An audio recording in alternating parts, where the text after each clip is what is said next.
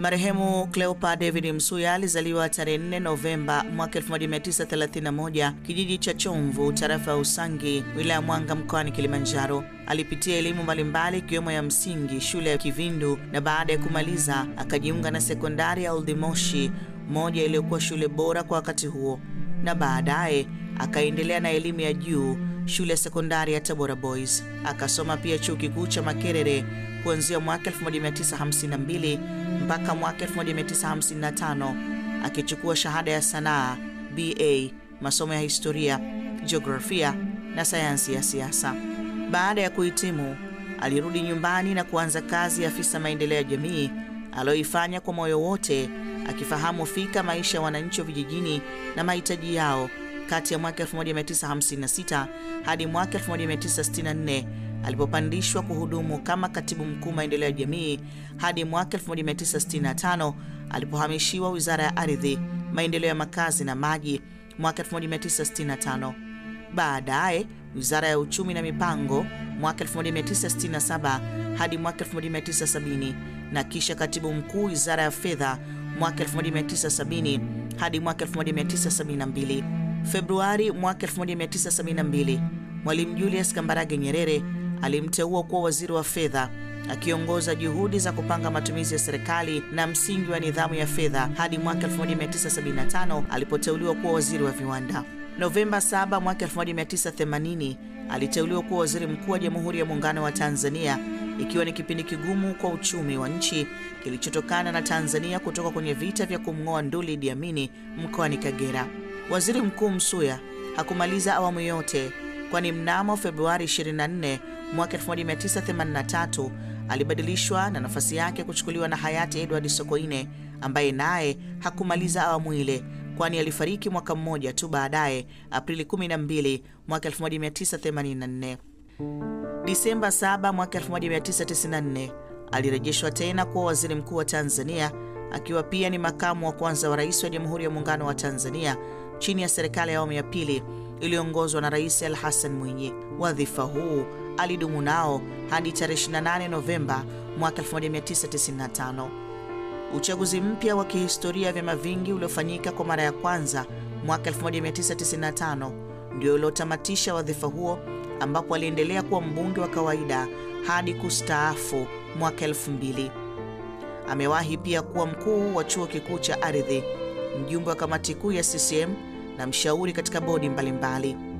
Cleopa David Msuya alifariki siku ya Jumatano tarehe 7 Mei 2025 akiwa na miaka 94 katika hospitali ya Mzena jijini Dar es Salaam.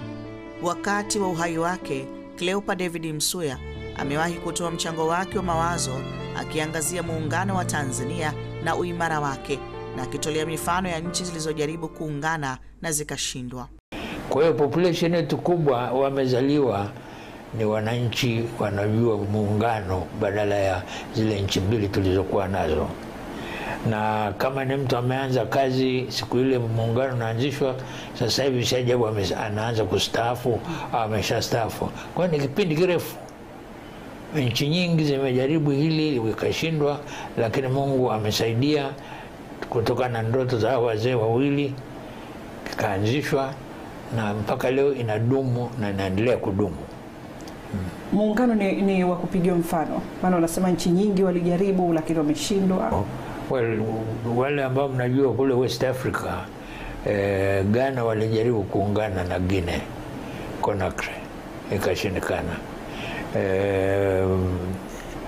Senegal na Gambia walijaribu ikashindikana. Kwa hiyo iko mifano mingi ambao walijaribu na ikashindikana. Egypt walijaribu na Syria, ndio ikaja kitu inaitwa United Arab Republic, nayo ikashindikana. Lakini Mwenyezi Mungu amejalia hii ndoto ya wazee wetu wawili, walikaa wakabuni na wakatengeneza mfumo ambao unalingana mazingira yetu, na wakajenga jinsi ya kushauriana na kuendelea kuiboresha, na mpaka leo iko inadumu.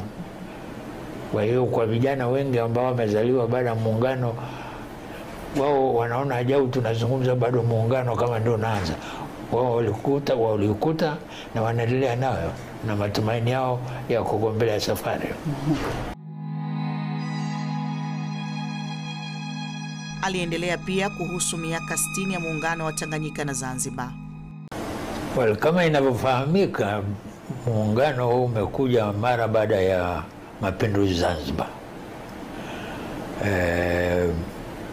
Waasisi wetu Mwalimu Nyerere na Mzee Abeid Karume wakakaa wakakubaliana nchi zao mbili ziungane. Hawa katika fikra zao za siasa, vision ya nchi za kikoloni kuendelea mbele, ni wale watu ambao wangeitwa Pan-Africanist, yani kuunganisha watu. Kwa hiyo ilipotokea nafasi ile, wakakaa wakazungumza, wakasema basi tuunganishe nchi, na wakaunganisha. Katiwa saini Articles of Union, kapita kwenye vikao vya Baraza la Mapinduzi na bunge, na tukazaliwa nchi mpya inaitwa Tanzania badala ya Tanganyika na Zanzibar. Sasa tunatimiza miaka 60 ya muungano. Tathmini yako ni nini hasa?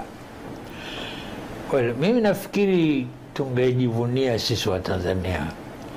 Miaka 60 ni kwanza, population yetu sasa hivi karibu zaidi ya miaka 60 milioni. Nusu ya hawa watu wamezaliwa baada ya muungano kuanzishwa. Kwa hiyo population yetu kubwa wamezaliwa ni wananchi wanajua muungano badala ya zile nchi mbili tulizokuwa nazo. Na kama ni mtu ameanza kazi siku ile muungano unaanzishwa, sasa hivi si ajabu anaanza kustaafu au ameshastaafu. Kwa hiyo ni kipindi kirefu. Nchi nyingi zimejaribu hili ikashindwa, lakini Mungu amesaidia kutokana na ndoto za wazee wawili kikaanzishwa, na mpaka leo inadumu na inaendelea kudumu. Je, upi mwelekeo wa Tanzania kiuchumi? Nafikiri inaendelea vizuri. Ukitazama tulikotoka huko nyuma mpaka sasa, nafikiri inakwenda vizuri. Naam. Tunazungumza tukiwa tunaelekea katika miaka 60 ya uhuru wa Tanganyika. Hebu tufahamishe kidogo historia ya Tanzania ilivyopata uhuru. Tanganyika hapa tunazungumzia miaka 60 ya uhuru wa Tanganyika. Tuambie hasa. Kama unavyofahamu, Tanganyika wakati ule ilikuwa inatawaliwa kama koloni, na kitu ambacho nafikiri hii miaka 60 kila mtu Mtanzania anakubali ni kwamba wale ambao walishika madaraka na hasa vyama vyetu. Marehemu Cleopa David Msuya aligusia eneo la elimu. Lazima useme elimu bure, vile vitu ambavyo serikali itatoa, lakini vile vingine useme wananchi wenyewe wakae wazungumze, wakubali kwamba watalipia hiki na hiki na hiki. Mfano mzuri ni zamani tulikuwa na shule, nafikiri ilikuwa kama 40 au kitu namna hii za serikali za bodi. Pakawa na tume iliyokuwa inaitwa Tume ya Makweta, ikarekomendi kwamba elimu isiyo, katika uchambuzi wao waligundua kwamba gharama kubwa ya elimu ilikuwa ni zile gharama za kumtunza mwanafunzi kwenye shule ya boarding, kulala na chakula. Kwa hiyo mfumo huu ni secondary za kutwa, lengo lake ni kwamba mtoto ahudumiwe na mzazi kama anavyostahili, serikali iwe inabeba mzigo wa mafunzo, mwalimu na vitu vya namna hiyo. Aliongelea pia utitiri wa vyama vya siasa vilivyo na usajili wa kudumu. Mimi ni mtu ambaye kwanza tulikuwa katika mfumo ule wa chama kimoja.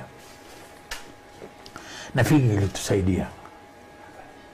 Maana wakati unapoanza safari ya maendeleo, hutaki uwe na mifumo ambayo lengo lake ni kuvuruga watu.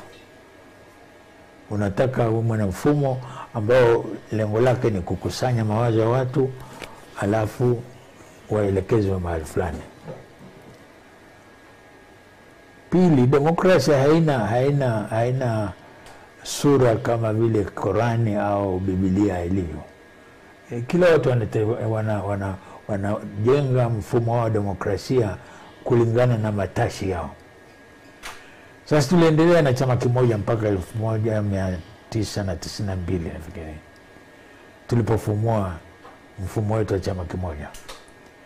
Ikaruhusiwa kwamba tufungue, tukabadilisha katiba na kitu, na vyama vikaruhusiwa kuanzishwa.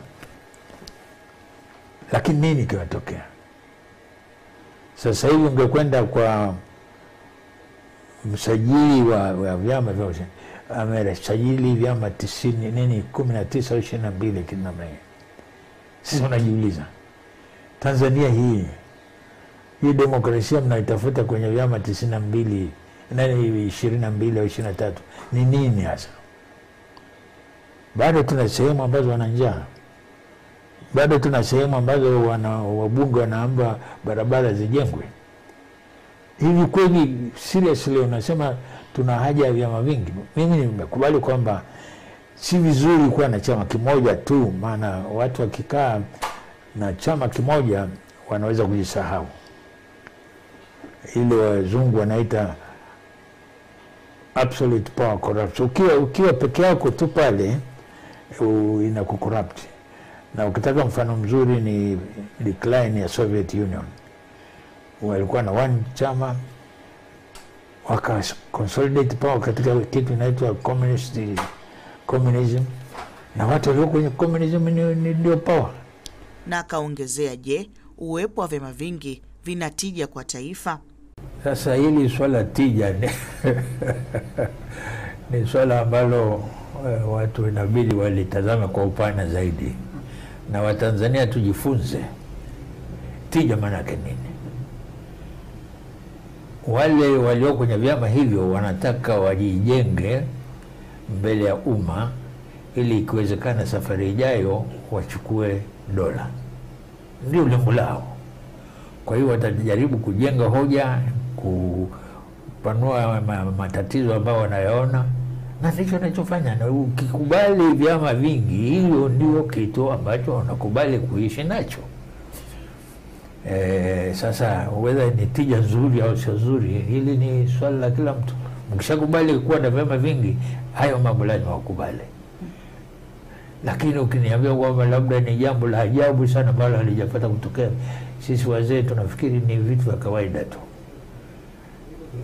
Upande mmoja ni nzuri kwa sababu inawaasa hicho chama kinachotawala kwamba hizo hoja zinazojengwa huko wasipotazama wanaweza kuwa convince wananchi huko, si ndio maana yake? Lakini ukiacha hayo, kama upande mwingine nao wataonyesha kwamba wamefanya kazi yao vizuri, wananchi wataamua. Je, kila aliye kwenye chama cha siasa ana malengo ya kujenga? Kwa jumla, I think wana try kwa tendana, wana vitu wanavyojaribu kufanya, at least hawa in power. Maana ukizungumza jina tu la wanasiasa, I think we are not being fair. Kuna watu genuinely wanataka mambo yale niliyosema, whether ni uchumi, whether ni umaskini, whether nini, tufanye nini. Tunaweza kutofautiana juu ya methodology ya kufika huko, lakini effort zimefanywa na zinaendelea kufanywa. Ukitaka kuzungumza simply zahanati hayo na vituo vya afya na hospitali yanajengwa, mabarabara yanajengwa, madini yanachimbwa, kuna positive side. The issue, swala ningeshauri hivi, this is the best they could do, or they could do more.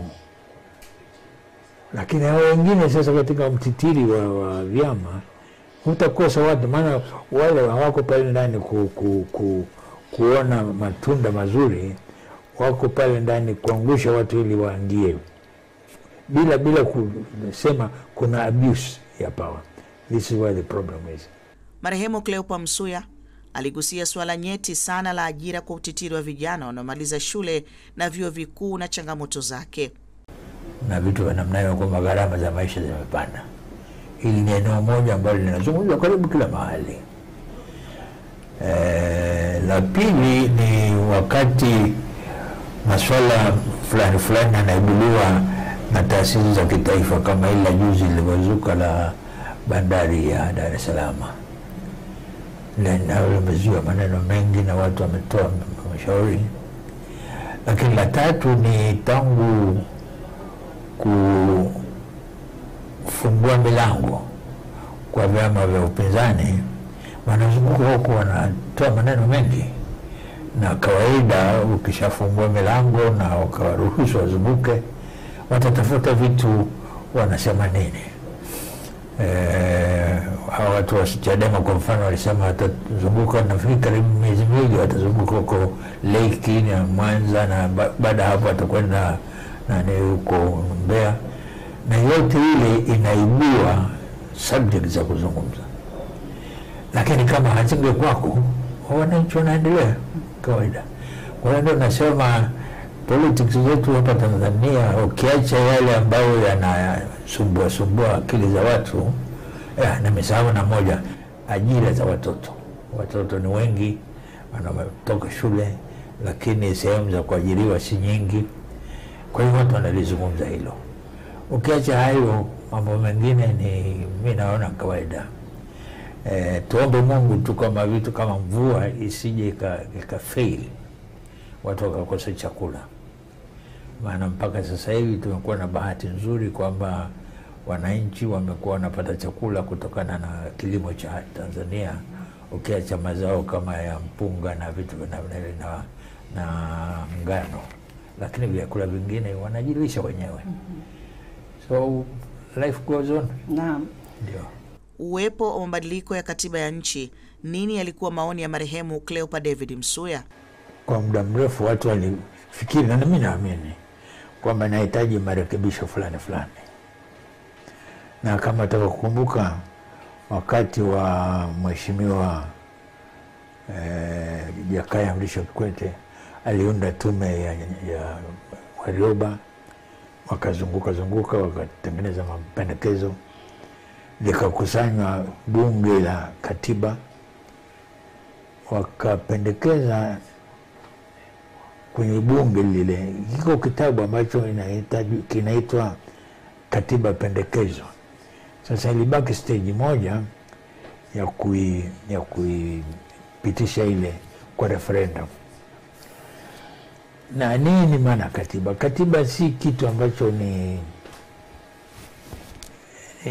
kama jiwe, ni kama amri ya Mungu. Katiba ni kitu ambacho kitarekebishwa from time to time kulingana na matashi na dalili mazingira yanavyojitokeza.